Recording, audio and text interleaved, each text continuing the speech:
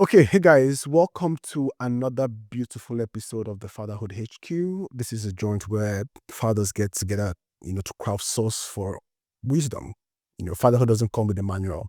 So we speak with other fathers to share their lived experiences, their fatherhood journey, and perhaps someone's lived experience might be just the wisdom you need to navigate what you're going through in your journey as well. With me today is my brother Bruce, who I have forced out of his comfort zone.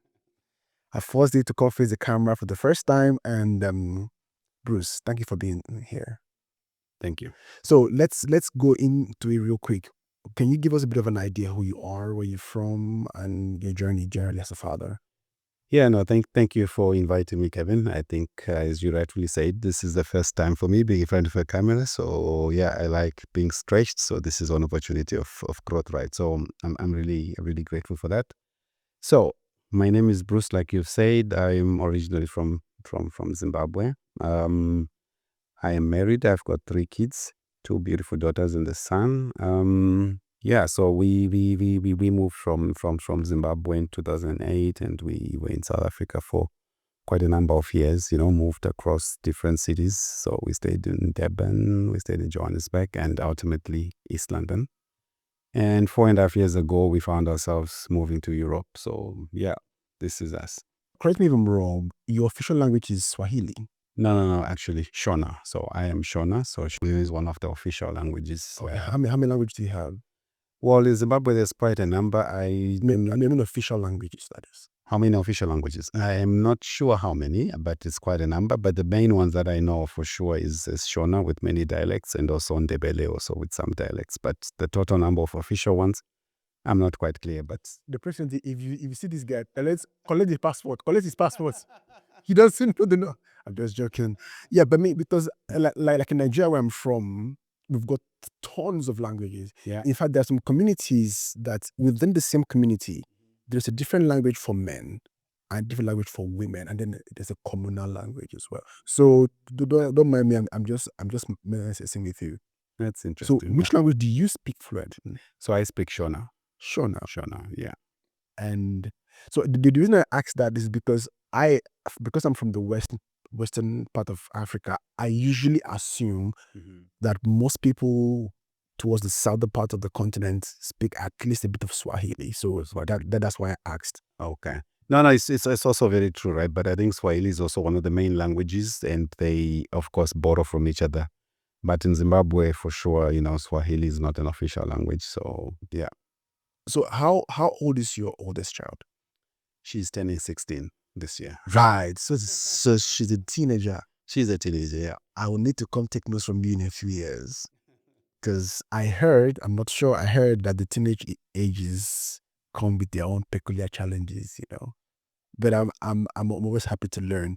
Now, so today we want to talk about something that we've already alluded to just if a little while ago, which is languages. And when you raise your child, or we raise children outside of the continent, I notice a lot of people struggle to have their kids learn the mother tongue.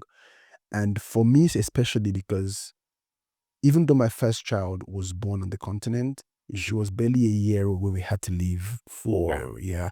And then she speaks a bit of Swedish and a bit of Italian, and she speaks fluent English, but not even a word of my mother tongue, which is embarrassing to say. I'm serious. Yeah. But it bothers me that if she can't identify with something as basic as the language, what else is she not identifying with?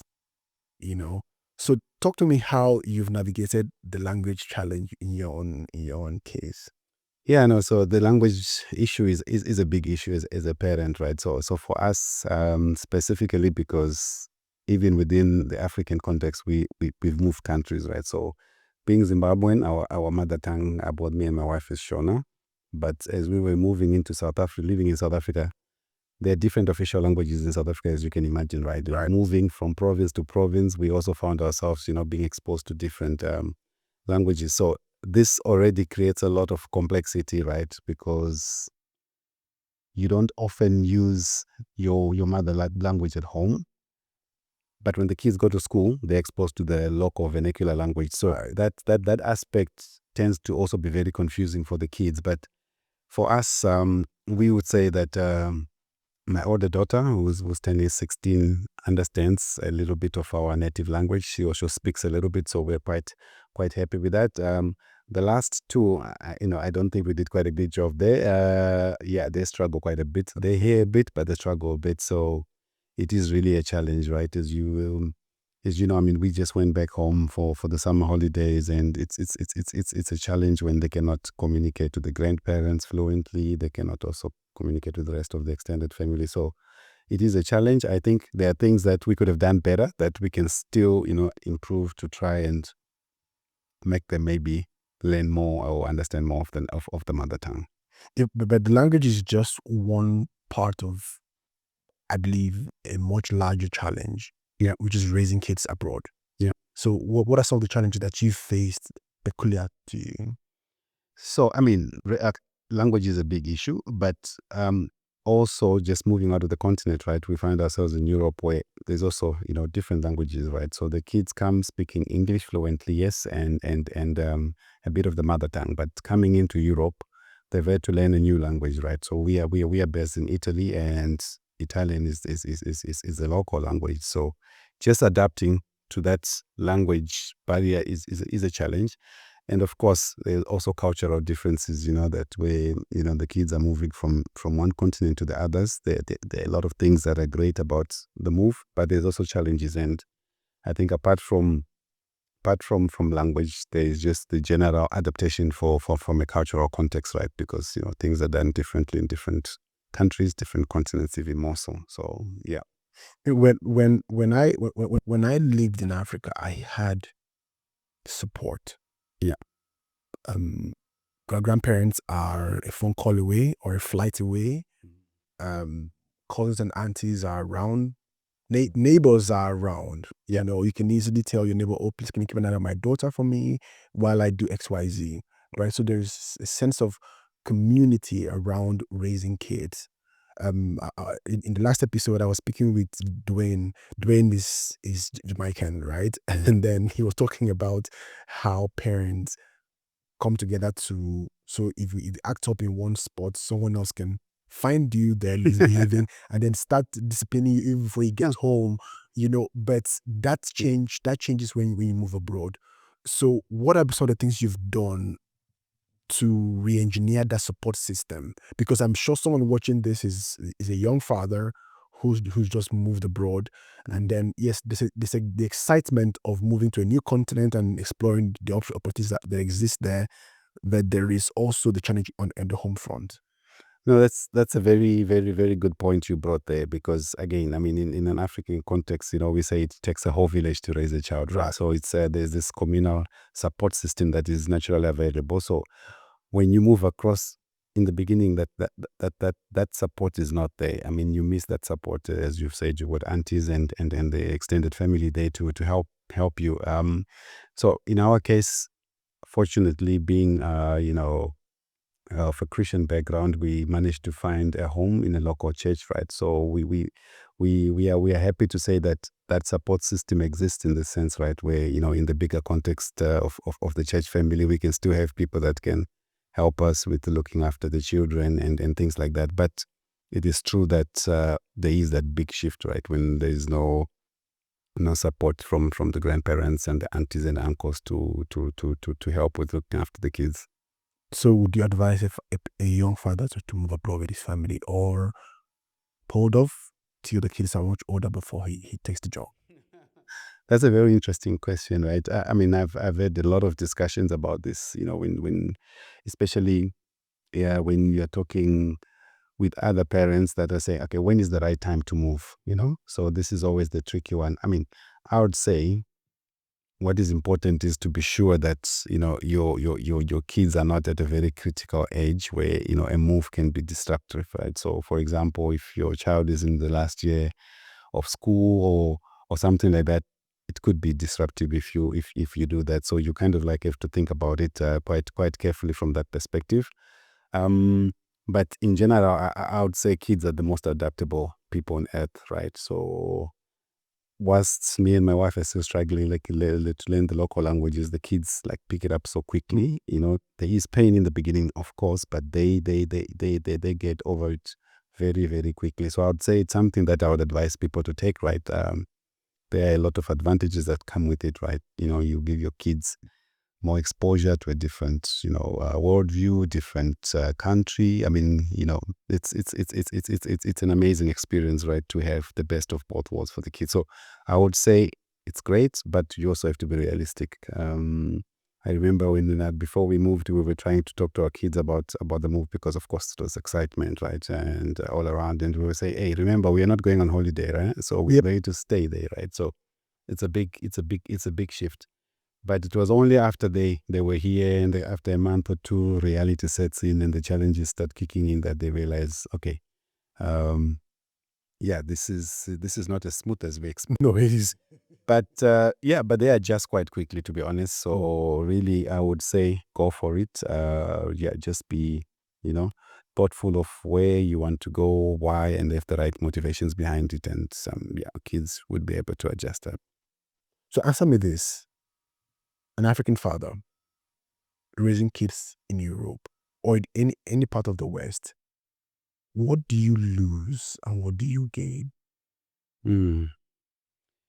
So let's talk about what you would typically lose, right? I think some of it we touched around that family support, right? Yeah, because you're out of an environment where you have a lot of relatives that are happy to help you, without too many issues.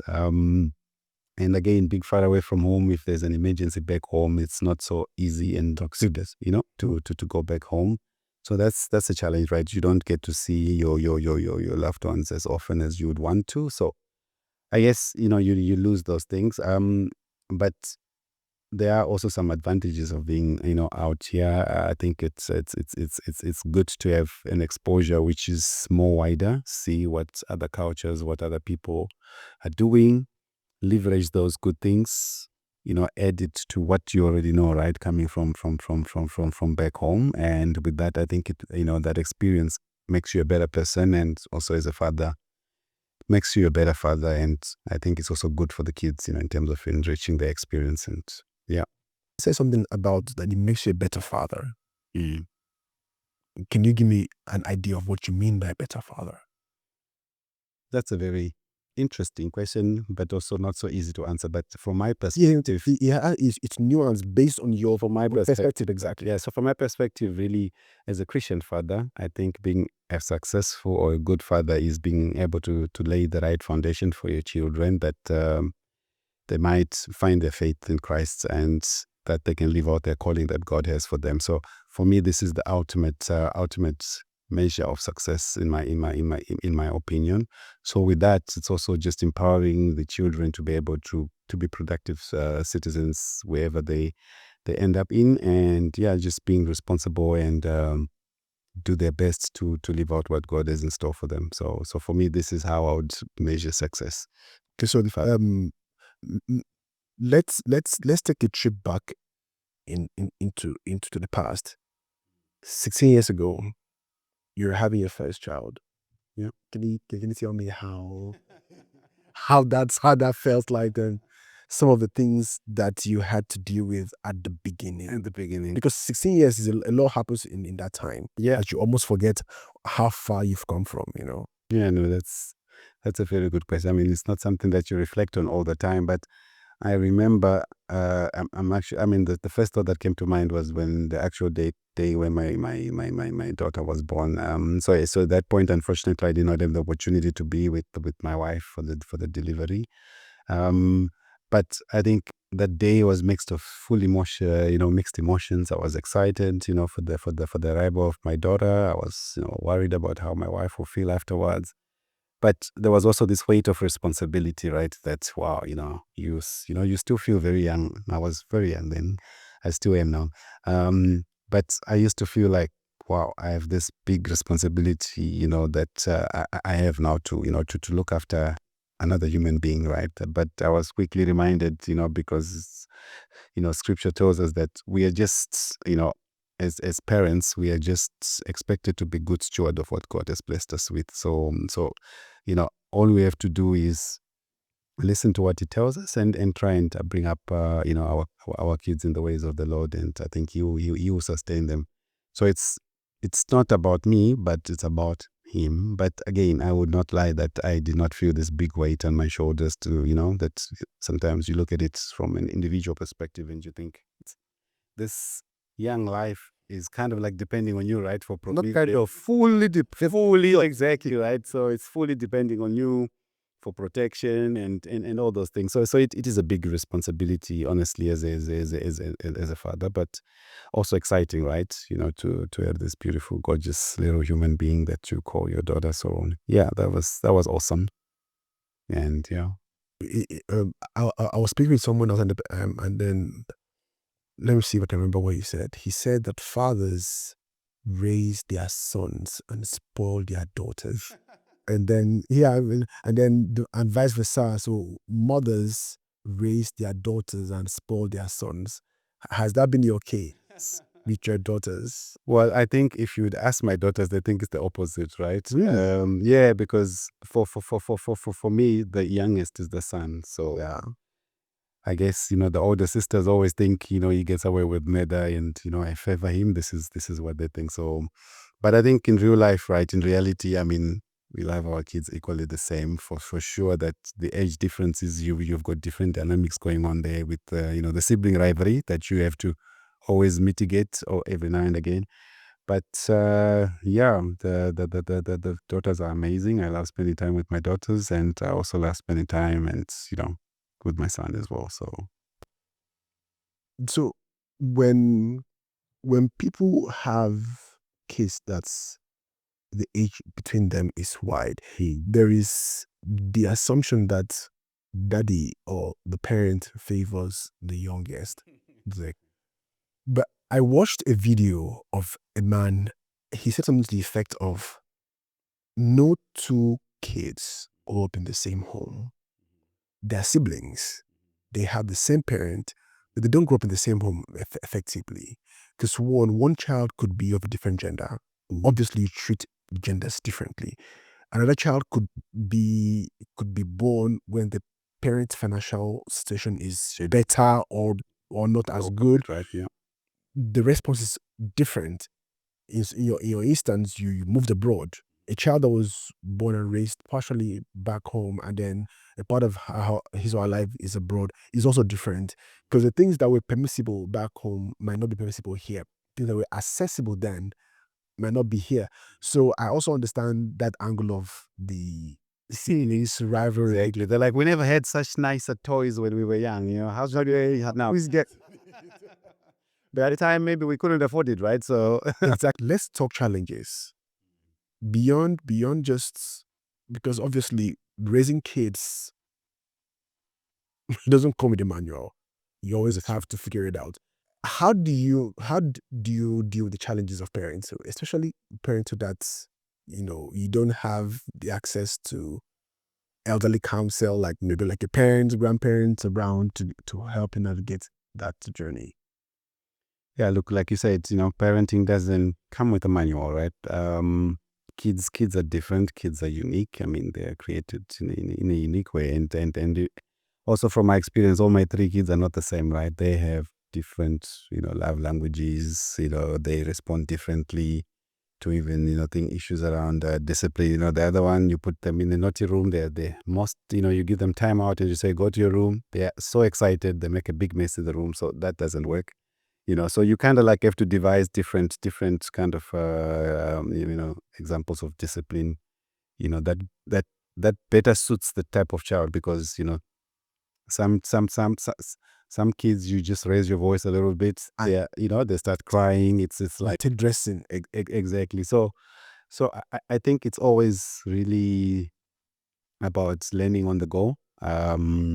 Also having brothers around you, people like you, people like, the other brothers in the Church of God that can also just, give you advice here and there.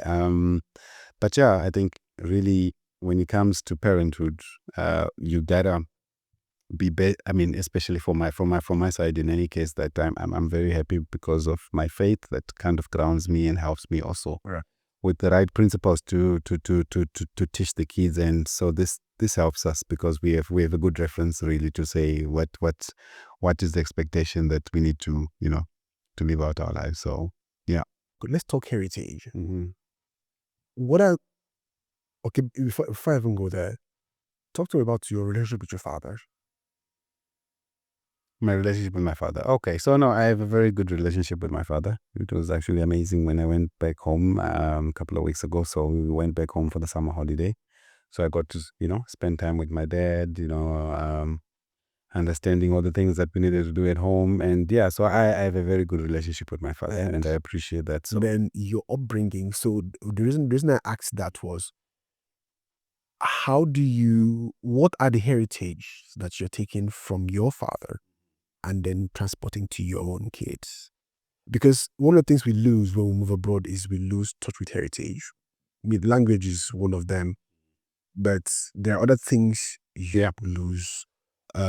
Why saying respect for elders? yeah. Just the cultural heritages that we. So talk to me about all the things that you're transporting from when you were young Yeah. into your own journey as a father. No, so I mean, it's really a lot of things that I've learned from my father, right? So, is as a son, you're always looking up to your father, right? You want to Right. grow up and be like your father, so you're always watching what he's doing. Yeah. So I think a lot of the things is around being responsible, being a responsible person to provide for your family, which is something that I saw my dad doing for us when we were young. You'd go over and above to to provide for us to make us happy. So for me, this is a very good lesson that I learned. I also learned about respect. How do you respect other people? How do you really interact with your community, with your relatives? I mean, from Africa, we have a big connection with the extended family. So Right. my dad is always big on we know our aunts, we know our uncles, we know our cousins. So it's a big extended family, and it's important to remain connected to that heritage. So it's something that I try as well, right? Being far away from home now, it's not so easy, but Mm-hmm. we try and keep up to date with some relatives, via social media and things like that. But I think it's a lesson that I've learned that we are one big family, and we need to help each other where we can. And even if we differ, right, we differ in a very respectful manner. And so yeah, this is one of the heritage that's really I learned from my father, and I'm of course sharing with my kids as well. Moving abroad, even for us as adults, what it does primarily, I'm not sure of your own experience. It opens up your horizon, right? It gives you global experience, global exposure. On the kids' side, they don't have a reference point. They don't have a reference point in that I've been hungry before. Right now, I don't think my kids have ever been hungry. The most they can do is maybe they crave a particular kind of meal. Particular flavor of ice Yes, about ice cream, but my kids have never been hungry. I've been hungry. The kind of hunger that is not because you're far from where food is. It's that there's no food at all. For context, my parents aren't poor. My parents aren't, they're pretty well to do. But when you decide to step out as an adult, as a young man to, go to so that's your own school, thing. do your thing, there are moments where you have to go through that season. But my kids don't have that context at all. They don't, in fact, so sometimes I have to threaten them with food. Like, how dare you threaten people with enjoyment? But on the one hand, you've given them the exposure, but on the other side, you don't want them to lose the wisdom that comes with suffering. And I use suffering carefully. I'm not talking suffering like cruelty. I'm talking suffering that comes with life. Yeah, An interesting question. I guess, I mean, for me, the point is around just staying humble, right? I think, like you said, sometimes, kids get born when the family is in a different state from, in terms of their well to do. But I think for me, as a father and also together with my wife, we always raise our kids to be humble, knowing that one day you have, tomorrow you might not have, right? So life is unpredictable. Things happen, and you should be able to be content with what you have, right? Content in the little, content with more. So it's really just not, I mean, I use this word spoil. The idea is not to spoil your kids, right?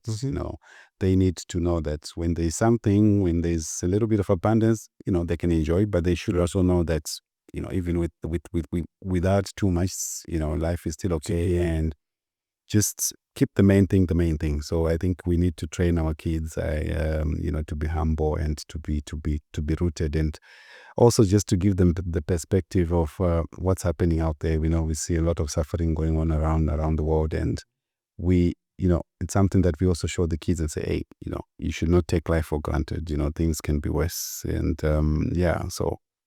And also teach them to also be generous, right? So that when they have more, they can also share small little things, right? Even at school, be able to share with other kids and, yeah, be content with what you have. So, As a young father, there's a possibility of you losing your identity in the process.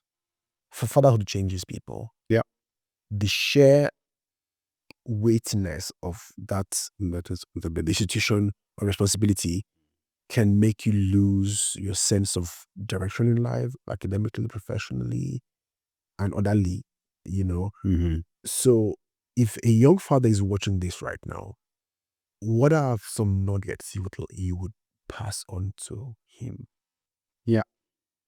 Look, I think one of the things that tends to happen a lot, when you have a child or you have more than one as well, your attention is divided, right, in terms of because of the responsibility, right, that you have to look after your family and things like that. But for example, what I always see sometimes, if you then put too much focus into one area and you neglect the other, it can end up being a bit of an imbalance. So even in a in a family context where now that there are kids there, then you start neglecting your partner.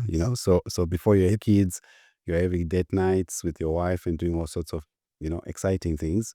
But now that there are kids around, everything is about the kids. I mean, it's important to look after our kids, to be there with our kids, Yeah. but we also need to make sure that we are intentional about spending time with our partners, our wives, our friends. So we have to keep everything in balance. So we need to tension everything correctly. So for sure, the kids come, they need our attention, they need our love, but let us not also forget the other important areas of who we are. I mean, even professionally, you still have, if you're formally employed or if you're, working for yourself, you still have to make sure that you are doing your best in that business, in your projects, together with raising children. So my advice would be keep everything in the right balance. Don't be too imbalanced on one because then the other areas suffer. But when you can find that sweet spot, I think life is good. Okay. So if I hear you correctly, balance. Yeah. Yeah, but it's easy for you to say. Yeah. So let's revisit that point again from a standpoint of a very brand new father he's excited. That's a constant. hmm But there is also trepidation. There is also the fear of not being enough, not having enough, not being sufficient. Correct. Talk to that young person. No, correct. I mean, this is, I think, something we alluded to at some point in the conversation where, there's this big weight of responsibility because you're already seeing the bills from now until end of university, right? You're thinking, where am I going to get all this money, right? You're looking in the bank account, things are not balancing. But what I would say is you live within your means, right? Because a lot of it, especially if it's a financial strain, I mean, I would encourage people not to compare. Comparison is the biggest enemy because the temptation is, oh, I have, a friend of mine, Kevin, he also had a child and they did this for the child, that for the child. So this is the big risk. So look at what is within your means and live within your means, right? And try and balance it in that way.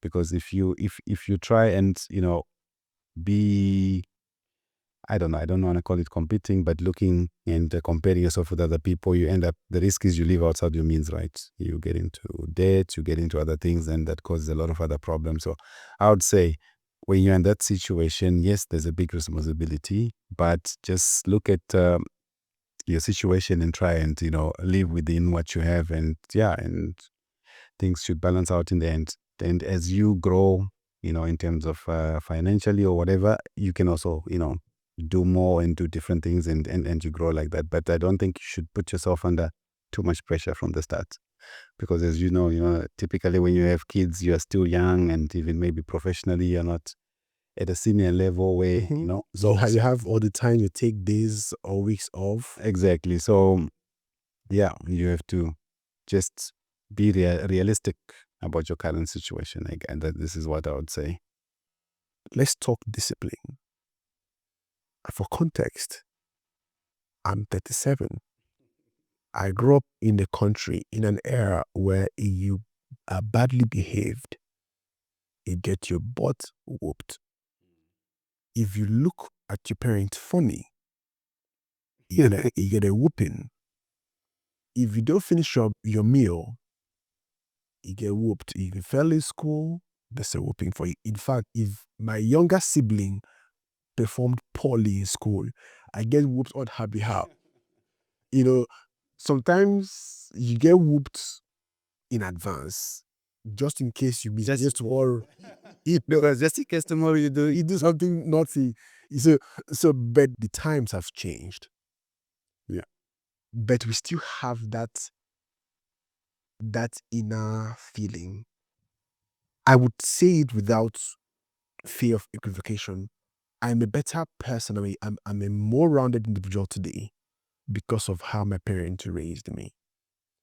But just because I am grateful for how they raised me, it doesn't mean their method of raising me, disciplining me rather, now is ideal today. Yeah. So talk to me. You've had more experience than I have in terms of raising kids and discipline. So talk to me about discipline. What is your preferred method, and then how effective is it? Wow. So I mean, I like your explanation of how you were raised. It seems this was a common thing in Africa, right? So you are from Nigeria, I'm from Zimbabwe, but there's a lot of similarities. So I guess, I mean, during those times, those things were acceptable, and in most cases, it was also quite successful. But it's also true that on the other side, there is also was always a risk that some people can go too far Yeah. with that. I mean, I think whatever method of discipline you use, I mean, I believe that everything must be done out of love. You should be doing it out of restoration, not to, should not be a thing that is done in anger or and things like that. So, like I've said before, with different kids, it's different things, right? So sometimes, with one child, just talking to them sternly. If they see that you're upset, they're already kind of like, no, daddy is not displeased with me. They're not happy. And then I remember also with my other daughter, we used to use the naughty room, right? Like, okay, we knew that she didn't want to be by herself. So when she did something, we would like, okay, go to your room. And then, you stay there for some minutes. That was like quite hectic for her. But with the little boy, the young one, this one doesn't work, right? Because you lock him up and you say, you've got, I don't know, 20 minutes in the naughty room or whatever. He's going to have so much fun. And by the time you open the door, there's a big mess there. So, yeah, no, so it's a challenge. You have to understand, what your child responds to mostly, and you leverage on that. So, but again, always done with love and with the intention of raising them up to be, responsible citizens. So yeah, so this is how I would answer this question. But again, it's very difficult to have one method that applies for everyone. So you gotta be sensitive to your child and then understand what works with them. Yeah, Thank you, Bruce. And I hope to have you again on the show at a time. I'll be happy to come back. This was the first time. It wasn't so bad. So let's see. It doesn't matter at all. Let's see after the editing. But I'll be sure to come back again. Yeah. All right. I appreciate it. Thank you, man. Thank you.